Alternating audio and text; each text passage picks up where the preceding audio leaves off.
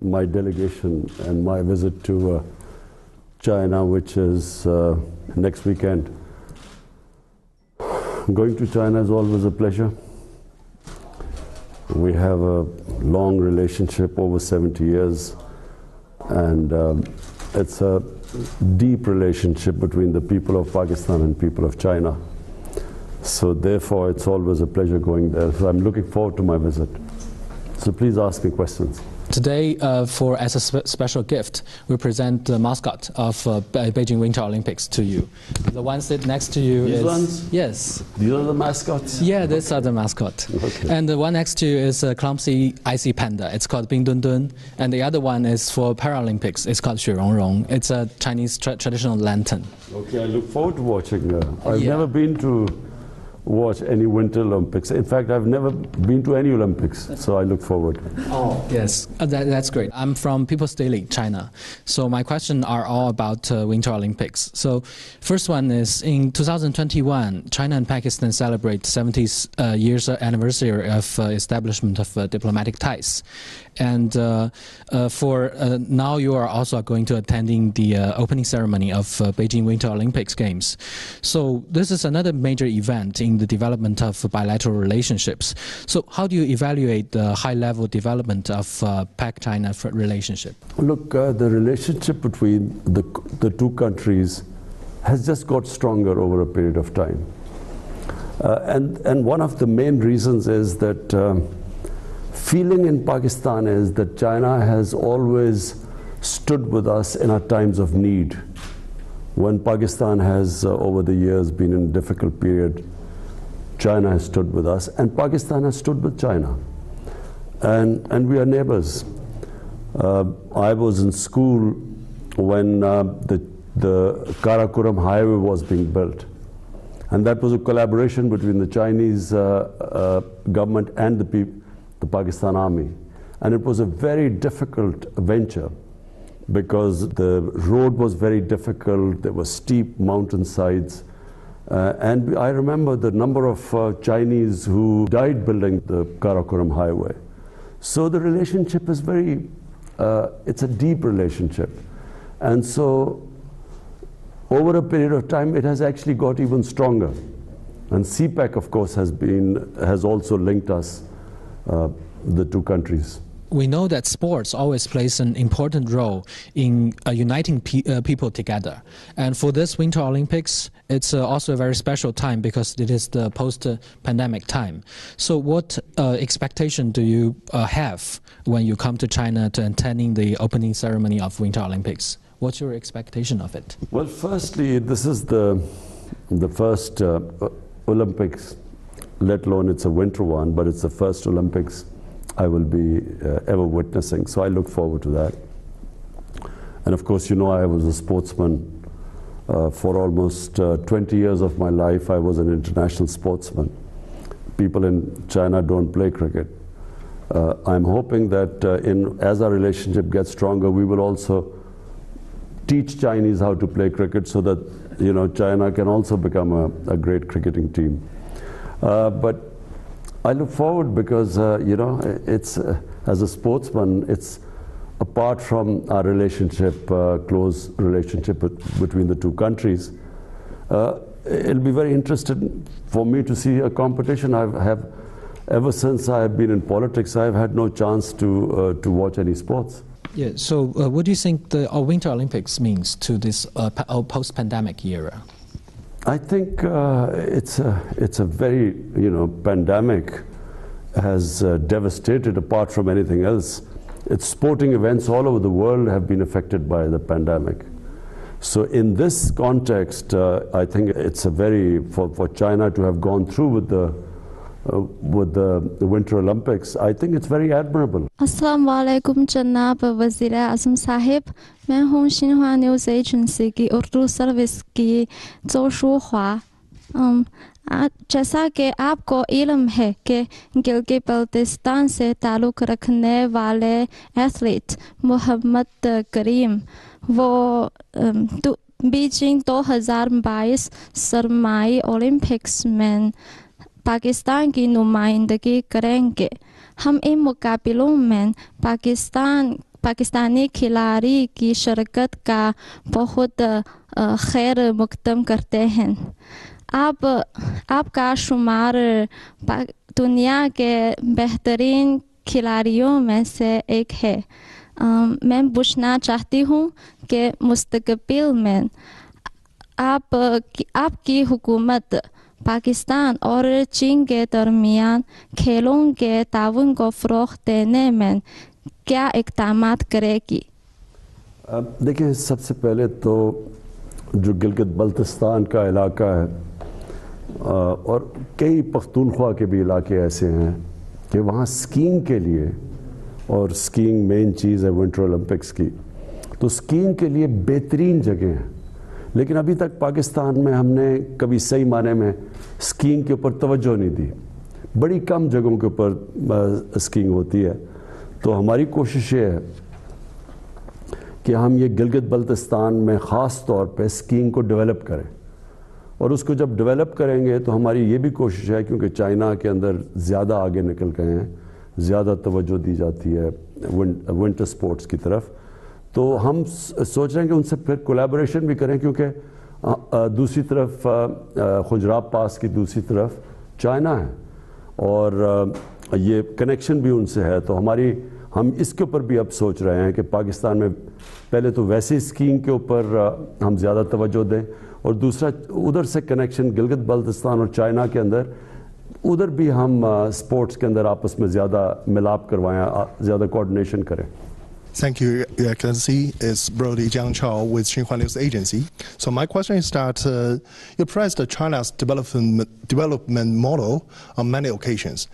And we know that China has developed a whole process, people's democracy, and committed to a people-centered approach.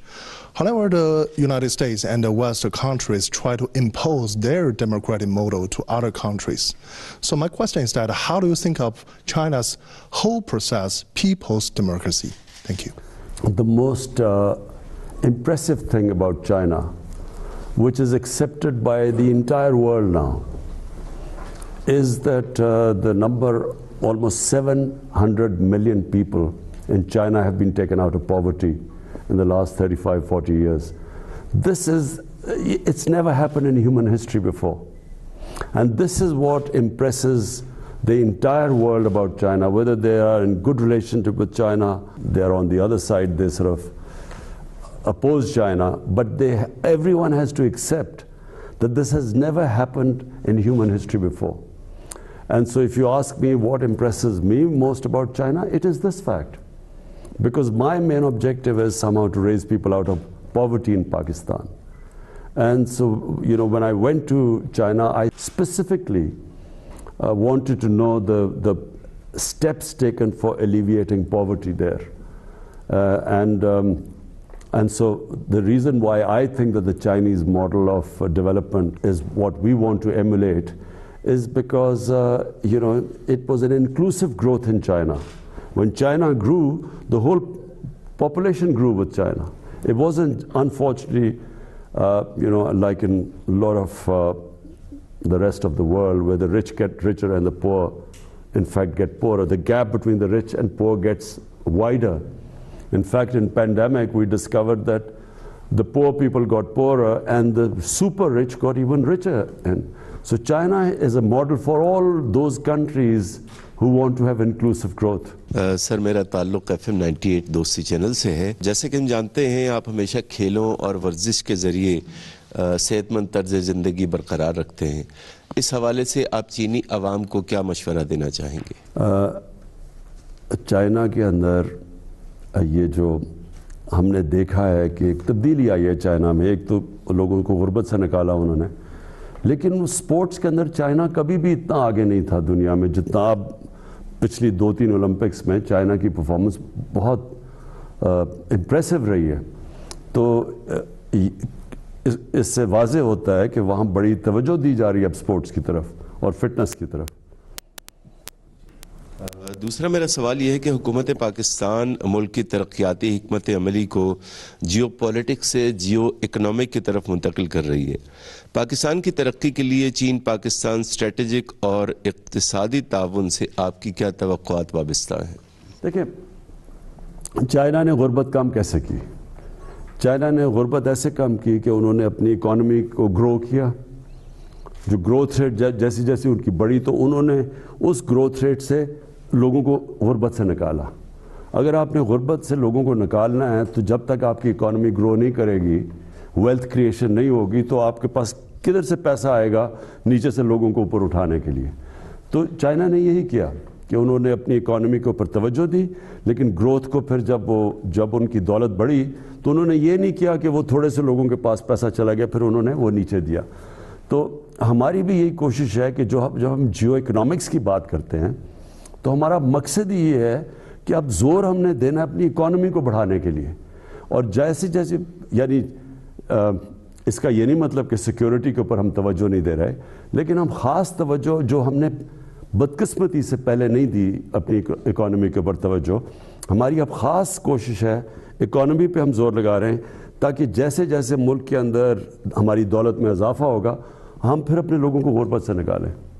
I'm Shibuhao from Economic Daily, and my first question is, now as the new phase of CPEC development focuses on encouraging business and benefiting local people, what is your government going to do to facilitate it?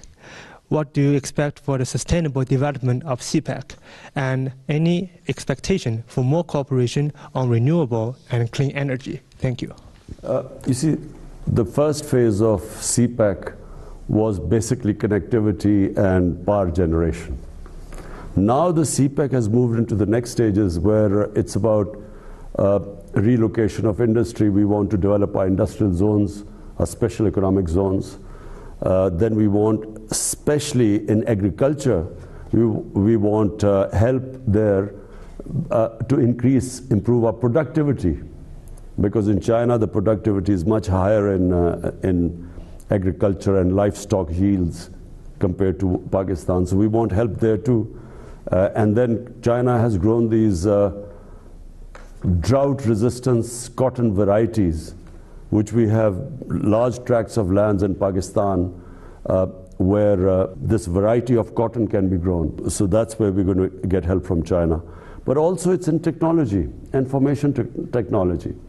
That's another area where which is basically the future, is the technological revolution in the world is the future. And China has made great strides in that, and so we also want to get help from China in that field. Thank you. And my second question is, now some Western countries keep telling lies on so-called Xinjiang issues, but actually many Pakistani people, scholars, journalists, including Ambassador to China, His Excellency Moin Haq, has visited Xinjiang for many times. They saw the place with their own eyes and talked a lot about it. Have you heard of them talking about Xinjiang? And what do you think of lies told by those Western countries? There is a lot of criticism about the treatment of Uyghurs by China in the West. But our ambassador went there, Moin Haq, who's our ambassador in China. We asked him, and he went there, and he sent us information that this is actually not true on the ground. But what we in Pakistan find it very difficult to swallow is that while they talk about Uyghurs, they do not talk much in the West about Kashmir. Because in Kashmir, the worst violations of human rights are taking place by India. And somehow there is selective silence about human rights in Kashmir, where there's something like 9 million people who are, really basically living in the worst conditions in almost an open prison by these 800,000 Indian troops. So we find it very difficult that while on one side they talk about Xinjiang, but on the other hand there is the silence about Kashmir is deafening for us. And that's, these double standard is what we in Pakistan find it difficult. Assalamu alaikum. I'm Chairu from CCTV China Media Group. Now my question is, Afghanistan is now facing a serious humanitarian crisis. Do you think that 20 years occupation and irresponsible withdrawal of troops by the US and Western countries are the main reason for the situation in Afghanistan? And how should the international community cooperate on Afghan issue? Look, Afghanistan has suffered for 40 years. And it's always because of outside countries who have made Afghanistan into a battleground. And so 40 years people of Afghanistan have suffered. And this is now, after 40 years, there's a chance of peace in Afghanistan. Because actually there is no fighting going on in Afghanistan, and this is, after 4 decades. So what should the international community do? The international community right now should understand that people who have suffered for 40 years, and when the foreign forces have left Afghanistan, they cannot just leave Afghanistan without thinking about the aftermath or how the people of Afghanistan are going to survive from here. Because in 1989, when the Soviets left Afghanistan, so did everyone else, and Afghanistan descended into a civil war. And about almost 200,000 Afghans died. There was chaos in Afghanistan. And from that chaos emerged the Taliban. And now, after 20 years, if everyone abandons Afghanistan, the situation, number one, the people of Afghanistan, and I'm talking about almost 40 million people of Afghanistan, they are going to, you could see the worst humanitarian crisis there. But on top of it, if there is chaos in Afghanistan, then it's possible that the same conditions are created which were created 20 years ago when the US invaded Afghanistan. Same thing could happen again if there is chaos. So what should happen is that the international community should just think of the 40 million Afghan human beings there. Whether they like the Taliban government or not should be secondary. The welfare of the people of Afghanistan should be the foremost, and they are facing one of the worst humanitarian crises right now, and they really need help as soon as possible. My next question is, in a few days the Chinese Lunar New Year will come. What are your wishes for the Chinese Lunar New Year, and what are your expectations for Pakistan-China cooperation in 2022? Well, first of all, let me congratulate the people of China for their Lunar New Chinese Year, so I congratulate everyone. My expectations are that we have a relationship with China which is mutually beneficial for both countries, and we hope that in this relationship, because we are looking to raise Pakistan's economy and the well-being and raising people out of poverty. So we hope that we will, we are already learning from the Chinese experience. But there's one thing I forgot to say, which we want to learn from China, is how they have built their mega cities. You see, China has these huge cities now, and the way they have dealt with the problems that come of having mega cities. And I'm talking about air pollution, I'm talking about the waste disposal. It's a science to manage a huge city. So unfortunately, our cities are growing at a fast rate. Pakistan is urbanizing at one of the fastest rates. So we also hope to learn from the Chinese experience how they have coped with their urban development. Your Excellency, Mr. Prime Minister, as Cui said, our Chinese Lunar New Year of Tiger is coming soon. So we hope you also can also express your best wishes to our Chinese audience. मैं China की आवाम को China का जो lunar new year है मैं सारी कौम को पाकिस्तानियों की तरफ से मुबारक देता हूँ। शुक्रिया, शुक्रिया। ओके जी, थैंक यू।